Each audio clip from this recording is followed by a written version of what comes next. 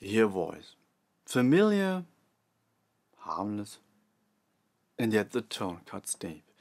Suddenly your chest tightens, your stomach knots, your thoughts start spinning. You know nothing traumatic has happened, but inside it feels different. You think, I'm an adult, I should be fine. And still you feel, something in me reacts as if I were small again. Welcome, I'm Karsten Noack.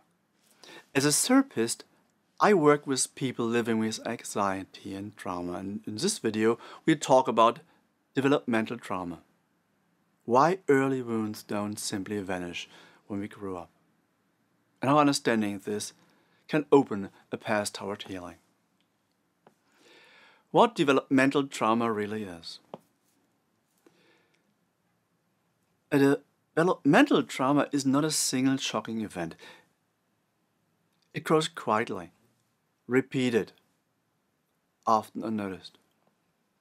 It arises when children feel, I'm alone with my feelings.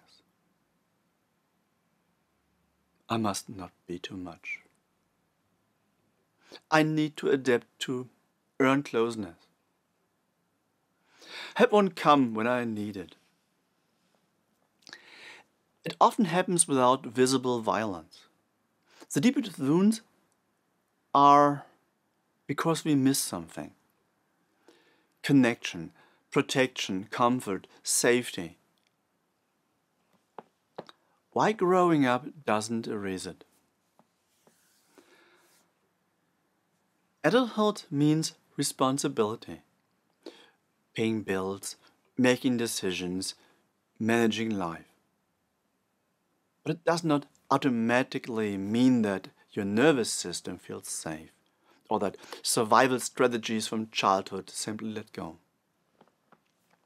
Your body doesn't remember in words, it remembers in states.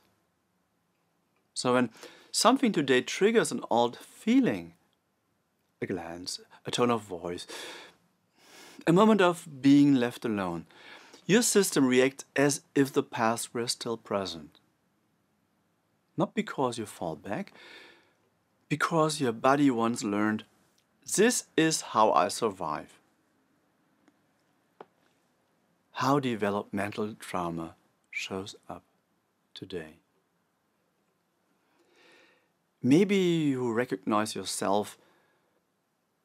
You adapt before anyone even asks, or closeness feels overwhelming. Distance feels empty. Criticism cuts deeper than you want.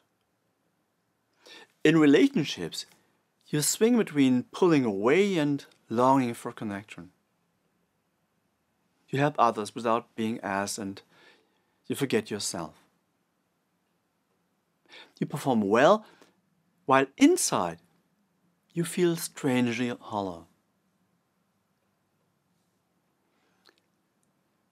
These are not weaknesses. They're traces of a past that had no words.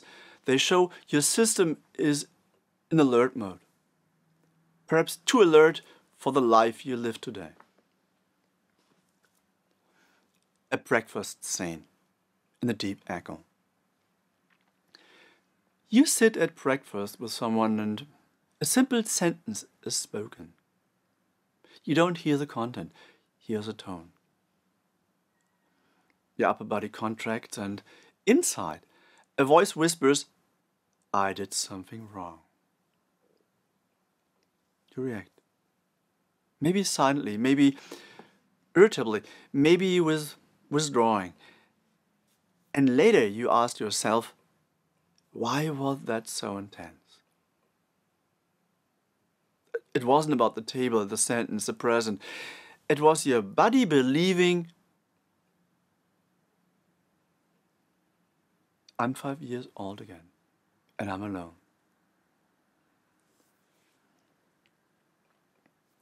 How it begins in childhood.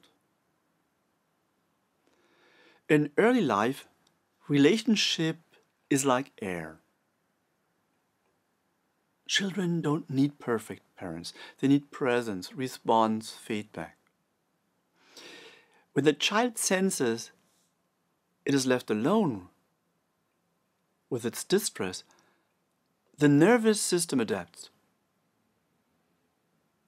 I'll feel nothing. I'll perform. Maybe then I will be seen. If closeness hurts, it must be my fault. These are not conscious choices. They are survival strategies. And they remain unless they're seen, interrupted, and slowly transformed. What helps today? First steps back to yourself. Developmental trauma does not want to be fought. It wants to be accompanied. It wants to grow into what was once missing. Not with pressure, with genuine care. First, take your experience seriously. Ask yourself, what am I really feeling right now? Is this feeling from today or from long ago?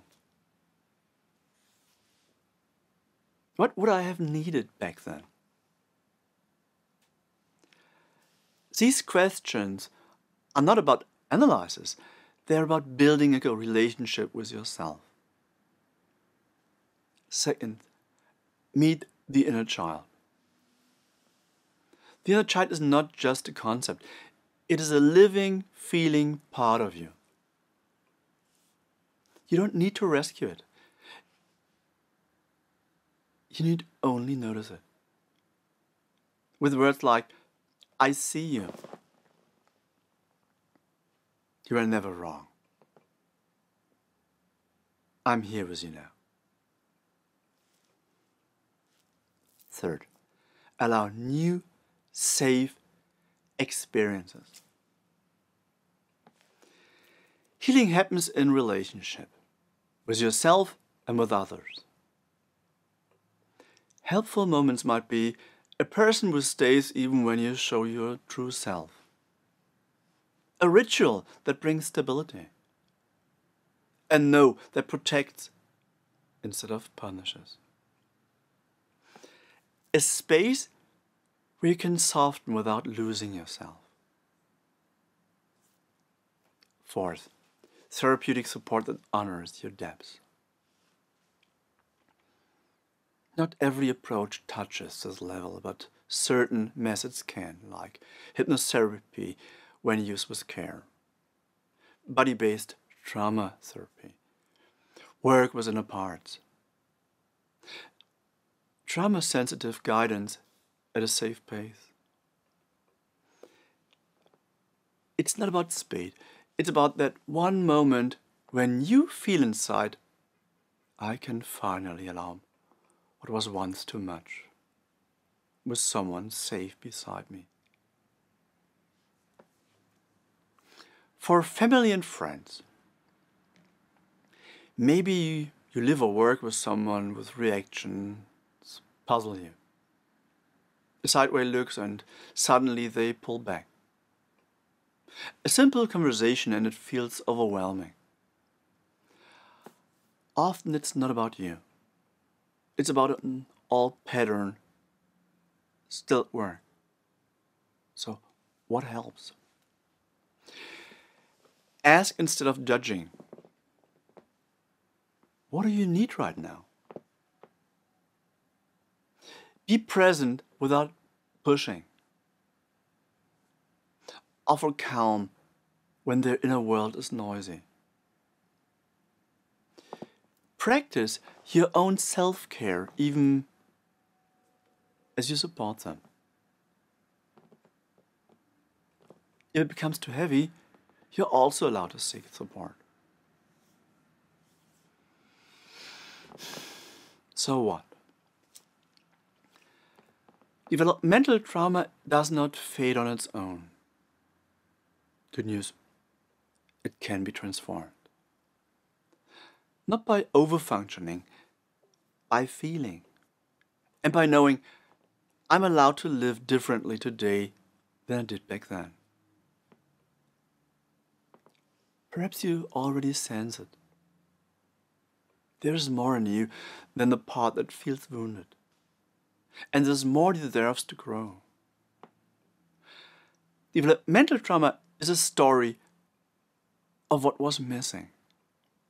Healing is the experience that today can be different, step by step, breath by breath. I'm Karsten Noack. Let's walk a part of this path together, and let's take good care of ourselves and of those we love.